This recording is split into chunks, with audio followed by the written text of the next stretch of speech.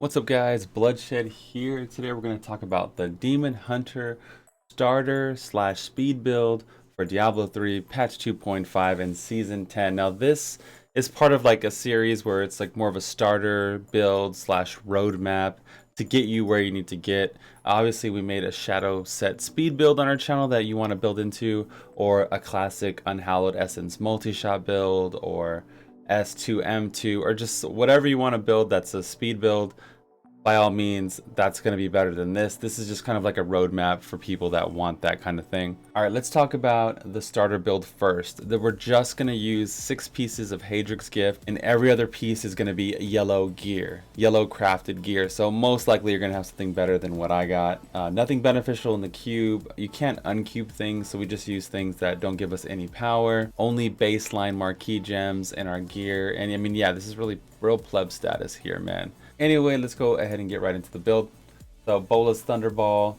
I like Bola's Thunderball the most. You can obviously use whatever generator you want to. Lightning multi-shot, but you can use Chakram. Chakram's a really low cost spender, and I would probably recommend the Razor Disc rune. But I found multi-shot to be better, so I went with that. Vault Tumble, Prep Punishment, Bat Companion, Sentry. I mean, we actually get all the companions in this build, so Sentry with Lightning just to synergize with everything. Pull the Weak, Throw the Hunt is a really solid combo. Blood Vengeance just to keep us going throughout the rift. It's going to be our fuel, our resource to keep us tumbling and shooting and everything like that. Custom Engineering is going to get us 3 sentries. So if with every sentry you have out with the Marauder set, you're going to be doing 1200 damage. So it's literally like 1200%, 24, 36. Okay. Later on, we're going to get something called Bombarder's Rucksack, where we can put 5 sentries. So you can do the math and see how much damage we're going to actually be doing. But the basic gameplay is when you do enter the rift, you can see how long the sentries last. They last pretty much forever. So when you do enter a rift, you're going to have to recast them. And that's the only setup you have to do. You go into a rift, you cast your 3 sentries, and then you're good. You can go multi-shot, la la la, and you won't have to recast them until you leave the rift. But you can recast them if there's like a tough elite pack on the corner, and then, you know what I mean, they'll shoot with you and they'll do damage with you. Or you can set up on the Guardian and you can surround him with turrets as he spawns. Prep Punishment's going to give us Hatred, so as we're spamming, multi-shot does consume a lot of resource. You can also use an RCR gem in the helmet over cooldown. I just like to be able to have increased cooldown on my abilities. That's pretty much the gist of it. This is a great starter build and speed build. Feel free to use it to get your GR20 clear and to, yeah, once you get your 6 piece, obviously it works really well. Okay, let's talk about the speed portion of the build.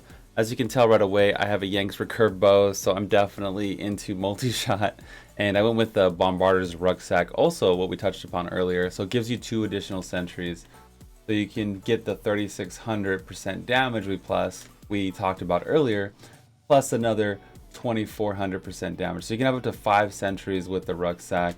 So I chose to go with that over the Dead Man's Legacy because I just found it to be better damage overall for the Rift. We can pretty much just set up our turrets, run through, spam multi-shot, and profit. I went with Focus and Restraint, Cinder Coat, Zoe's Secret, and then of course we have the Marauder set here. In the cube, I went with Dawn, Visage of Goons, and Ring of Royal Grandeur. For Dawn to work properly, you want 37% cooldown reduction. I think I have a little bit over that, so I can optimize my character probably a little bit better.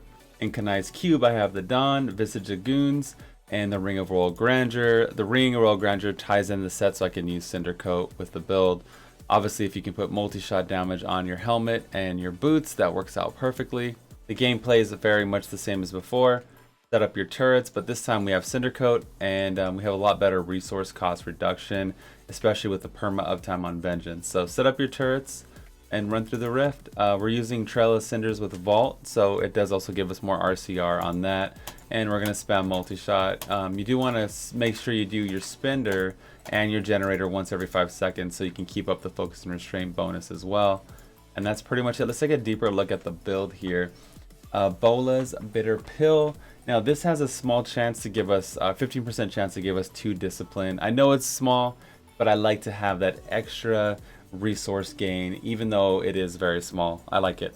Multi-shot arsenal for rockets, and it synergizes with fire with our Cinder Coat. Trail of Cinders fire synergizes with Cinder Coat. with companion. So this is our big multiplicative cooldown. You want to use it on elite packs and things like that. Things you really need to get done killed fast, man. Like the Rift Guardian and things like that. Vengeance Seethe, we're getting Hatred, and it's going to give us 40% increased damage.